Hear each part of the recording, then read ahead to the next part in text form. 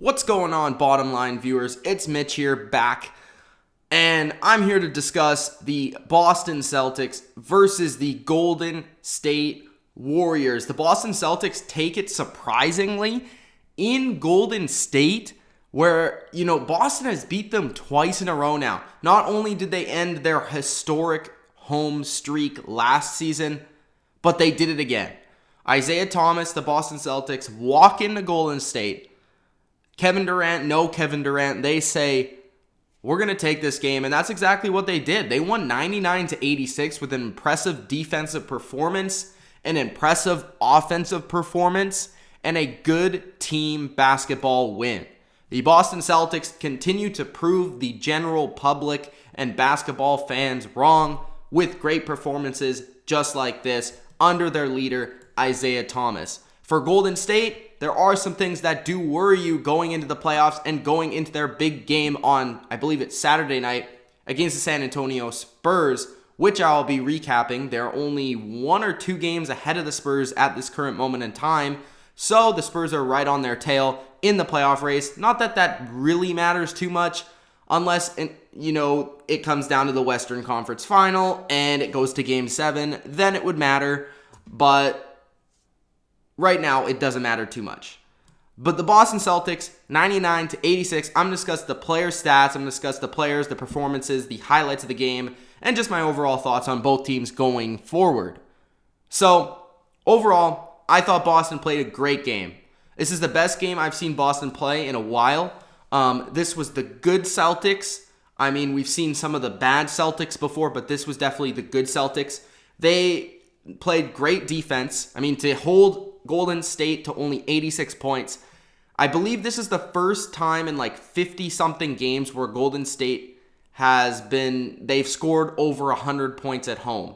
And this is the first time 86 points. That's a lot of points off from 100. So this was no fluke whatsoever. This wasn't like Golden State was shooting very poorly. I mean, they weren't on, but they weren't necessarily off. This was just very good team defense from Boston, and they also contributed on the offensive end. Looking at the stars of the game, of course, Isaiah Thomas led the way, playing 33 minutes, had 25 points and 3 assists with 3 steals on the defensive side, which Isaiah Thomas isn't usually known for. I mean, he's known for his offensive expertise, his shooting, his passing, that sort of stuff. But Isaiah Thomas was excellent in this game. He was 4 for 7, and he had 4 threes in this game, 4 for 10. So he shot 40% from 3, pretty much Steph Curry numbers right there. And he also shot pretty well from field goal range. Jay Crowder had 9 points, 10 rebounds, 4 assists. One of those guys that chipped in. Shot 33%, didn't shoot his best game, but again, contributed on the defensive side with 10 rebounds. This is something that Boston has kind of struggled with on and off throughout the season, is rebounding.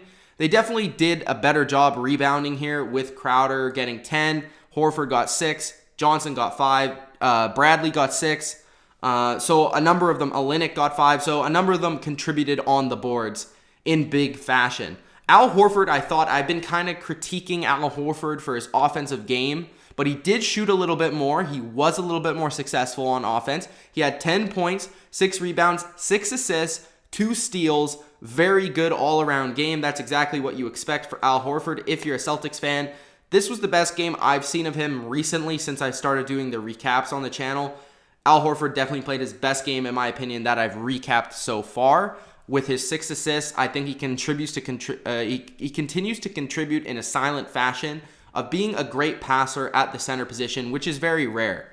Also, tripping in with the 6 rebounds never hurts whatsoever.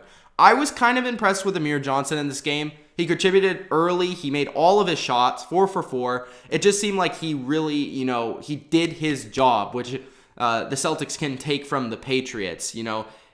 This guy just plays his role and plays it well. I've seen a lot of him being from Canada and watching a lot of the Raptors. He used to be on the Raptors. And I've been a decent, I've always appreciated Amir Johnson's game, but he played a good game here. Avery Bradley had 12 points in this game, 6 rebounds, 1 assist, 1 steal, 1 block. Again, another guy that contributed all over the floor. Avery Bradley has really helped the Celtics defense.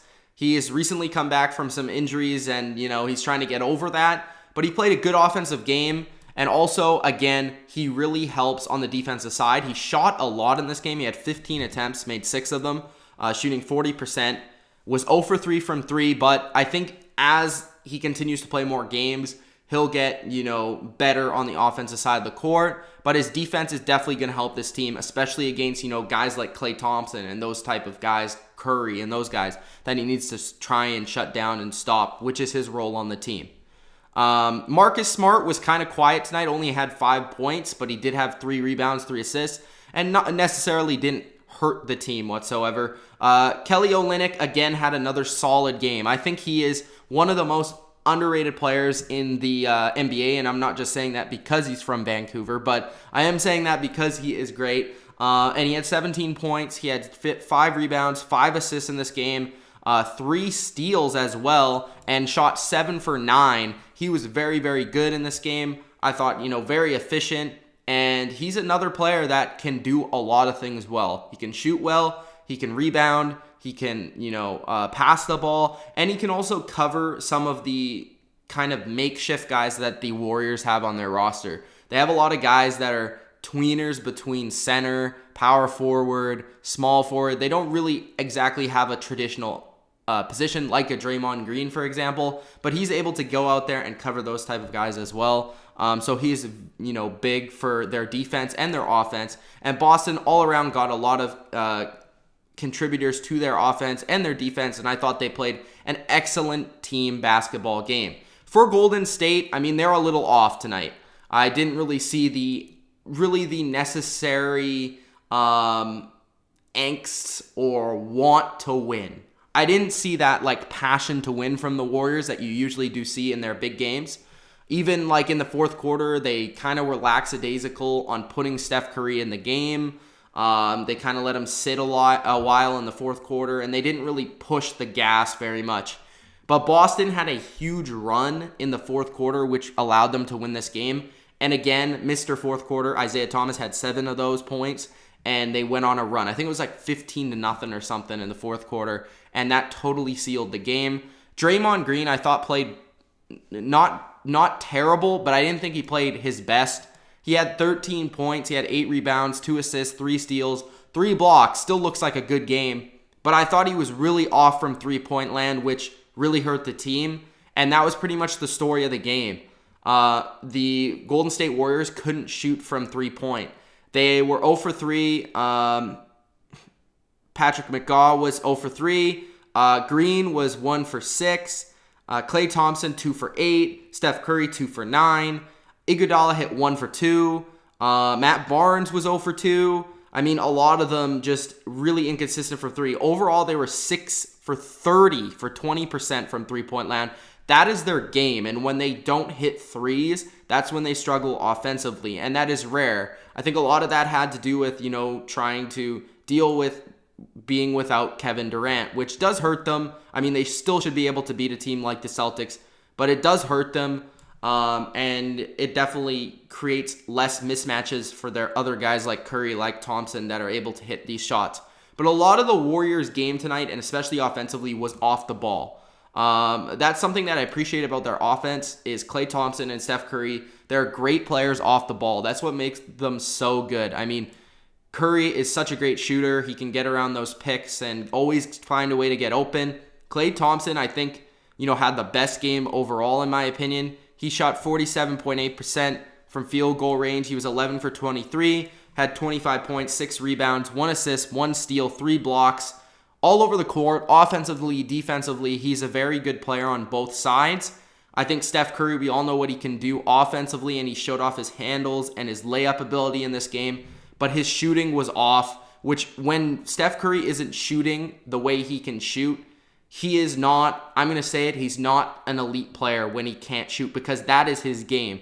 When he's not shooting as well as he can, even though he shot 50% from the field, he was 2 for 9 from three-point land. And when he's not on fire like that, it makes Steph Curry, he lacks defensively. He lacks in certain areas that, Klay Thompson doesn't. Klay Thompson, at least when he's not shooting well, he can contribute on defense. He can contribute on the boards. He can contribute by cutting and moving and getting open. Steph Curry is very good at that as well, but I just think, Klay Thompson has more of the all-around attributes that make him a great player. Steph Curry is just such a deadly shooter that makes him so good. Andre Iguodala did play a good game. I thought he had 9 points, 3 rebounds, 2 assists, 2 steals, 4 for 6, and had an all-around good game. Made a brilliant pass. I don't remember who it was. Maybe it was Green who he passed it to, but it was friggin' ridiculous. I mean, just looked like a point guard pass, bounce pass through like 3 people. Matt Barnes had 0 points in the game, 4 rebounds, 2 assists, 1 steal. Sean Livingston barely played, only 14 minutes, 2 points, 1 rebound, 1 assist. This guy kind of disappoints a little bit. I've been expecting more from him, and I guess he hasn't really had his opportunity to go anywhere else but play for the Warriors.